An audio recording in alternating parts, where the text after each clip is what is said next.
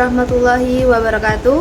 Perkenalkan, nama saya Novia Aniswatun Rahmayanti dari kelompok 1 akan menjelaskan tentang pengertian, fungsi, dan karakteristik Al-Quran. Al-Quran menurut bahasa ialah bacaan atau yang dibaca. Al-Quran adalah masdar yang diartikan dengan arti isim maf'ul, yaitu makruh, yang dibaca. Menurut istilah agama atau yang disebut dengan uruf syara ialah nama bagi kalam Allah yang diturunkan kepada Nabi Muhammad SAW yang diturunkan dalam mushaf. Dan apa itu mushaf? Mushaf adalah boleh dibaca. Sedangkan mishaf dan mushaf ialah maknanya lembaran-lembaran yang dikumpulkan atau yang diikat, seperti contohnya Al-Quran. Al-Quran menurut pendapat ahli kalam ialah yang ditunjukkan oleh yang dibaca, yakni kalam azali, yang berdiri pada zat Allah yang senantiasa bergerak, tak pernah diam, dan tak pernah ditimpa sesuatu bencana. Selain pendapat dari ahli kalam, setengah ulama atau sebagian ulama juga mengartikan Al-Quran kalau dibaca Quran dengan tidak membaca al di depannya adalah nama bagi segala yang dibaca. Bila disebut Al-Quran, maka tertujulah kepada kalam Allah yang diturunkan di dalam bahasa Arab. Di dalam surat Al-Qiyamah, Allah Subhanahu wa Ta'ala berfirman, sebagaimana yang berbunyi, "Janganlah engkau gerakkan lidah untuk bergegas-gegas membacanya, bahwasanya kami mengumpulkannya dan membacanya. Apabila kami telah membacanya, maka ikutilah pembacaannya." Quran Surat Qiyamah ayat 16, 17, dan 18. Selanjutnya, fungsi Al-Quran yang dilihat dari kedudukannya. Yang pertama, petunjuk bagi manusia. Fungsi Al-Quran adalah sebagai petunjuk bagi manusia seperti yang diketahui. Fungsi utama sebuah kitab suci dalam agama dan keyakinan apapun adalah menjadi pedoman bagi penganutnya. Petunjuk dalam pengertian ini masih berkemungkinan untuk diterima atau ditolak oleh yang menjadi sasaran ajakan. Namun, ketika disebut bahwa Al-Quran adalah petunjuk bagi orang-orang yang beriman dan bertakwa, petunjuk ini menunjukkan keyakinan yang sudah terjadi. Petunjuk di sini berarti taufik yang diberikan Allah kepada orang-orang yang beriman karena mereka telah membuka hati untuk menerima kebenaran Al-Quran.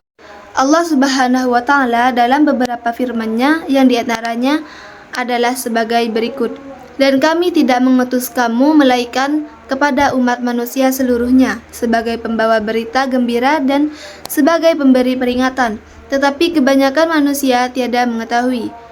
Quran Surat Saba ayat 28. Yang kedua, penyempurnaan kitab-kitab suci sebelumnya. Al-Quran juga berfungsi sebagai penyempurnaan kitab-kitab suci yang sebelumnya. Fungsi ini hadir karena Al-Quran adalah kitab suci terakhir yang diturunkan oleh Allah Subhanahu wa Ta'ala kepada Rasul dan Nabi-Nya. Sebagai kitab suci terakhir, Al-Quran membawa tugas menyempurnakan kitab-kitab suci terdahulu.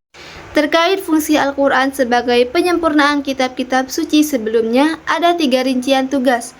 Yang pertama, membenarkan adanya kitab-kitab suci terdahulu. Kedua, meluruskan hal-hal yang telah diselewengkan dari kitab-kitab suci tersebut. Yang ketiga, menjadi kitab alternatif untuk kitab-kitab suci yang pernah ada. Yang terakhir, ada karakteristik Al-Quran.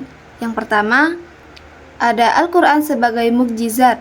Kemukjizatan ini mencakup keindahan bahasa atau balaghah, ketepatan informasi sejarah, hingga isyarat-isyarat ilmiah yang melampaui zaman saat ia diturunkan. Yang kedua, otentitas dan jaminan pemeliharaan. Karakteristik ini bersifat permanen. Tidak ada satu huruf pun yang bertambah atau berkurang sejak zaman Rasulullah hingga hari kiamat.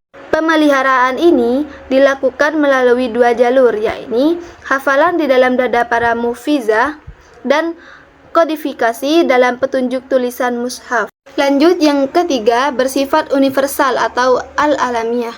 Al-Quran tidak ditunjukkan untuk suku, bangsa, atau ras tertentu. Karakteristiknya adalah rahmatan lil alamin, yang artinya rahmat bagi semesta alam. Yang keempat, kitab yang memberikan kemudahan atau at-taisir. Allah menegaskan berulang kali dalam surat Al-Qamar bahwa Al-Quran telah dimudahkan untuk pelajaran. Allah berulang kali menegaskan dalam surat Al-Qamar bahwa Al-Quran telah dimudahkan untuk pelajaran bagi siapa saja yang mau mengambil pelajaran. Dan yang terakhir, komprehensif dan integral.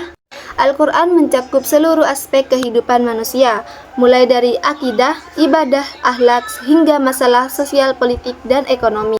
Al-Quran tidak memisahkan antara kehidupan duniawi atau ukhrawi, melainkan menyatukan dalam satu tarikan napas pengabdian kepada Tuhan. Selanjutnya sesi tanya jawab, dan terima kasih. Wassalamualaikum warahmatullahi wabarakatuh.